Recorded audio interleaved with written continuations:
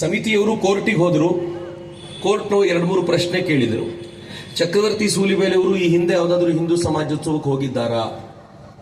ಹೌದು, ಹಿಂದೂ ಸಂಗಮವೇ 6-7 ಕಾರ್ಯಕ್ರಮ ಆಗಿದೆ ಅವರದ್ದು.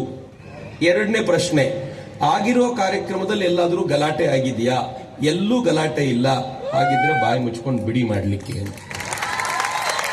ನನಗೆ ಬಹಳ ಬೇಸರ ಆಗಿದೆ. ನನಗೆ ಪೊಲೀಸರ ಮೇಲೆ ಬಹಳ ಗೌರವ ಇದೆ. ಪಾಪ ಅವ್ರ ಪ್ರಾಬ್ಲಮ್ ಏನು ಅಂತಂದ್ರೆ, ಈ ಗವರ್ನಮೆಂಟ್ ಬಂದಾಗಲಿಂದಲೂ ಕೂಡ ಅವರು ತಮ್ಮ ವಿವೇಚನೆಯನ್ನ ಮರೆತು ಕೆಲಸ ಮಾಡಬೇಕಾಗಿರುವಂತ ಹೀನ ದೀನ ಕೃಪಣ ಸ್ಥಿತಿಗೆ ಬಂದ್ಬಿಟ್ಟಿದ್ದಾರೆ.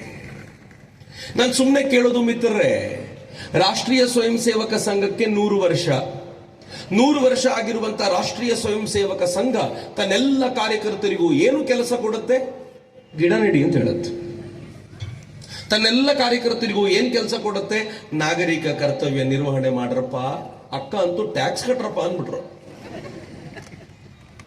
ತನ್ನೆಲ್ಲ ಕಾರ್ಯಕರ್ತರಿಗೂ ರಾಷ್ಟ್ರೀಯ ಸ್ವಯಂ ಸೇವಕ ಸಂಘ ಏನ್ ಹೇಳುತ್ತೆ ಅಂತಂದ್ರೆ, ಸ್ವದೇಶಿ ವಸ್ತುಗಳನ್ನು ಬಳಸ್ರಪ್ಪ, ಈ ನಾಡಿನ ಜನರನ್ನ ಉದ್ಧಾರ ಮಾಡ್ರಪ್ಪ ಅಂತ ಹೇಳುತ್ತೆ.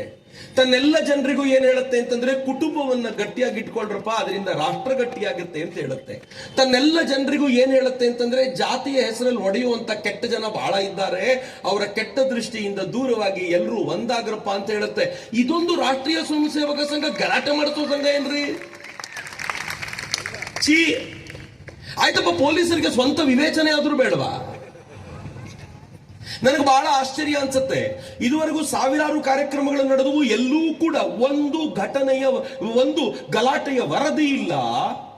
ಆದ್ರೆ ಹಿಂದೂ ಸಂಗಮದಿಂದ ಗಲಾಟೆ ನಡೆಯುತ್ತೆ ಅಂತ ಹೆಂಗಾದ್ರೂ ಯೋಚನೆ ಮಾಡಿದ್ರಿ?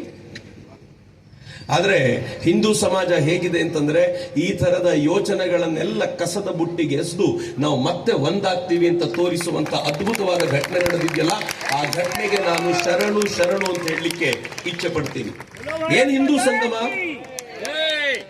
ನಮ್ಮ ಹಿರಿಯರು ಕೇಳಿದ್ರು, ಹಿಂದೂ ಅಂದ್ರೆ ಏನು, ಅದಕ್ಕಿಂತ ಮುಂಚೆ ಸಂಗಮ ಅಂದ್ರೆ ಏನು ಅಂತ ತಿಳ್ಕೊಬೇಕಲ್ಲ.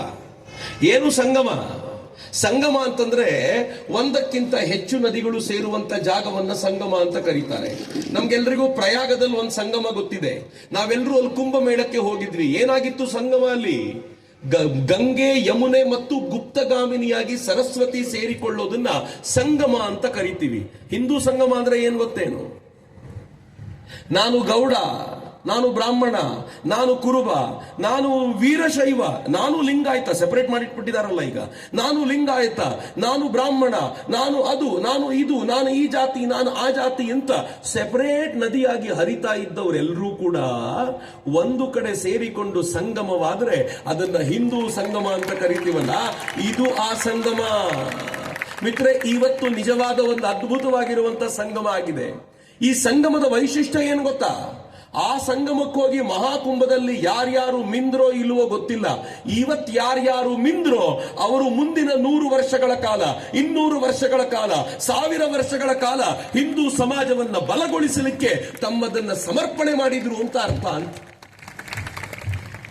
ಹಾಗೆ ಈ ಸಮಾಜ ಇವತ್ತು ತನ್ನನ್ನು ತಾನು ರೂಪಿಸಿಕೊಳ್ಳಲಿಕ್ಕೆ ಹೊರಟಿದೆ ಅಂತ. ಹಿಂದೂ ಅಂದ್ರೆ ಏನು? ಈ ಪ್ರಶ್ನೆಯನ್ನ ತುಂಬಾ ಜನ ಕೇಳ್ತಾರೆ. ನಾನೊಂದು 2 ಡೆಫಿನೇಷನ್ ನಿಮ್ ಜೊತೆ ಹೇಳ್ಕೊಳ್ತೀನಿ. ಯಾರಾದ್ರೂ ಏನಾದ್ರೂ ಕೇಳಿದ್ರೆ, ಅಷ್ಟಾಪುರೆ ಸರ್ ಹೇಳಿದ್ ನಿಜ. ಅವ್ರೇನ್ ಹೇಳಿದ್ರು ಅಂತಂದ್ರೆ, ನಮಗೆ ಲಿಂಗಾಯತ ಅಂದ್ರೆ ಯಾರು ಅಂತ ಗೊತ್ತು, ಕುರುಬ ಅಂದ್ರೆ ಯಾರು ಅಂತ ಗೊತ್ತು, ಬ್ರಾಹ್ಮಣ ಅಂದ್ರೆ ಯಾರು ಅಂತ ಗೊತ್ತು. ನಮಗಂತೂ ಎಷ್ಟು ಚೆನ್ನಾಗಿ ಗೊತ್ತು ಅಂದ್ರೆ, ಮುಖ ನೋಡಿದ್ರೆ ಹೇಳ್ಬೋದು ಇವ್ನು ಬ್ರಾಹ್ಮಣನ, ಇವನ್ ಯಾವ್ದು ಅಂತ ಹೇಳುವಷ್ಟರ ಮಟ್ಟಿಗೆ ಜ್ಞಾನ ಬೆಳ್ಕೊಂಡಿದ್ದೀವಿ. ಆದ್ರೆ ಕೇಳಿ ನೋಡಿ, ಹಿಂದೂ ಅಂದ್ರೆ ಯಾರು ಅಂತ ಗೊತ್ತಾ ಅಂತ ಕೇಳಿದ್ರೆ ನಮ್ಗೆ ಗೊತ್ತಿಲ್ಲ ಅಂತೀವಿ. ಅದಕ್ಕೆ ನಮ್ಮ ಹಿರಿಯರು ಒಂದು ಮಂತ್ರ ಹೇಳಿದ್ರು, ಬಹಳ ಚೆನ್ನಾಗಿದೆ. ನಾನು ಬಹಳ ಕಡೆ ಈ ಮಂತ್ರವನ್ನ ಹೇಳಿದ್ದೀನಿ, ಇಲ್ಲೂ ಹೇಳ್ತೀನಿ. ಓಂಕಾರ ಮೂಲ ಮಂತ್ರಾಢ್ಯ ಪುನರ್ಜನ್ಮ ದೃಢಾಶಯ ಗೋಭಕ್ತ ಭಾರತ ಗುರು ಹಿಂದೂ ಹಿಂಸನ ದೂಷಕ ಅಂದ್ಬಿಟ್ರು.